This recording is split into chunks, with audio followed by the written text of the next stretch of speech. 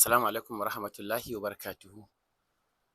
Kamar yadda aka sani, sunana Manir Ahmad, wato ni likitan kiwon lafiyar al'umma ne, wacce muke kira a turance public health doctor.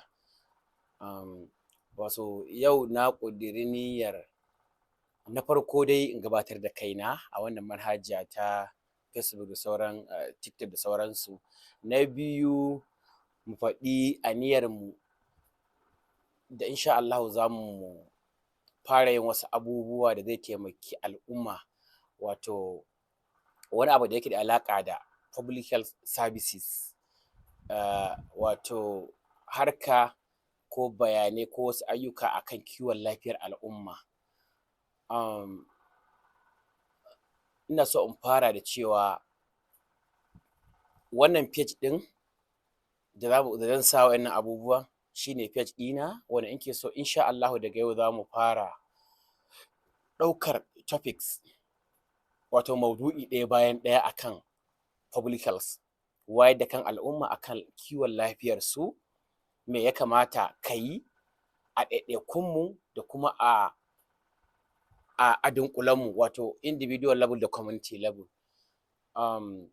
Sannan guraren da ya kamata mu ja hankali wa gwamnati, mu ce ga gun da ya kamata al'umma gwamnati ta mai da hankali a kai, da gun da ya kamata mu yabi gwamnati, gun da ake yin daidai, da gun da in ta yi zamiya za mu ankarar da ita insha Allahu.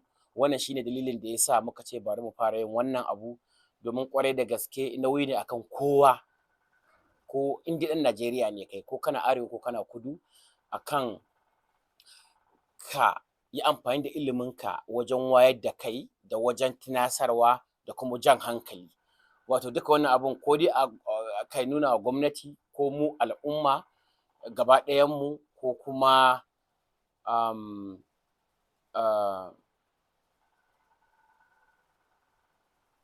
sauran mutane, ko sauran rukunin mutane. Saboda haka wannan feji mai suna Manir Ahmad, a bi shi, za a samu update ko da yaushe. Za mu fara daga yau insha Allahu. Manir Ahmad, haka sunana yake, haka kuma sunan fejin yake, a bi shi. Za mu fara yin wannan abubuwan ɗaya bayan ɗaya. Kamar yadda na faɗa muku, sunana Dr. Manir Ahmad, Doctor of Public Health, wato likitan kiwon lafiyar al'umma. So za mu fara wannan abubuwan insha Allahu, saboda mun ga abin da ya kamata a ce an yi. In ka kalli influencers ɗinmu wanda suke da handles, manyan handles, suke da followers, ko dai ba a mai da hankali akan abin ba, saboda maybe ba a samu wani ya yi magana a kai ba, ko kuma hankali bai kawo ba. Wato ba a mai da hankali ba, ana nufin an san abin ba a mai da hankali a kai ba, ko kuma hankali bai kawo ba akan a yi magana akan abubuwan. Yanzu muka ɗauki security and primary health care system. Security and primary health care system, da kanka yanzu na faɗa maka, da kanka za ka ji cewa lallai wani abu ya kamata a yi magana a kansa. Wato za mu kalli musamman Northern Nigeria, tunda kai irin su Yobe, Borno, Taraba, wani yanki na Bauchi, Katsina, Zamfara, Sokoto, Niger, Plateau, Benue da sauransu. Wato in ka ga yanda insecurity ya jefa harkar lafiya matakin farko, wato primary health care services, wato abin sai dai inna lillahi. In aka kalli statistics ɗin, mutum ya kalli adadin mutanen da suka rasa damarsu ta zuwa ganin ma'aikacin lafiya a wannan ƙananan asibitoci, ko dai saboda wani simple complications, ko simple illness ma za mu ce, tunda primary health care muke magana, ba an kawo kan maganar complications ba.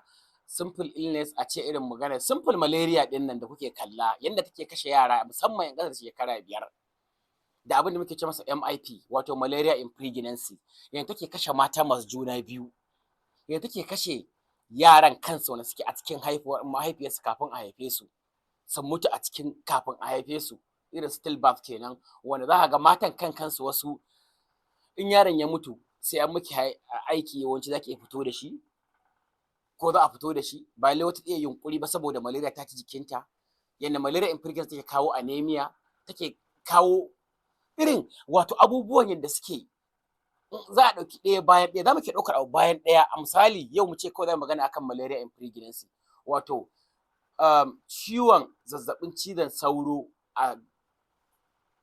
ga mace mai juna biyu, yanda yake sa a samu preterm delivery, yaron bai isa haihuwa ba kawai ya ji kawai sai ya fito waje.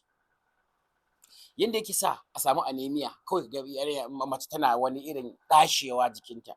Yanda yake sa a samu stillbirth da muke magana cewa mutum ya mutu yaro tun yana ƙasa da lokacin da ya kamata a haife shi.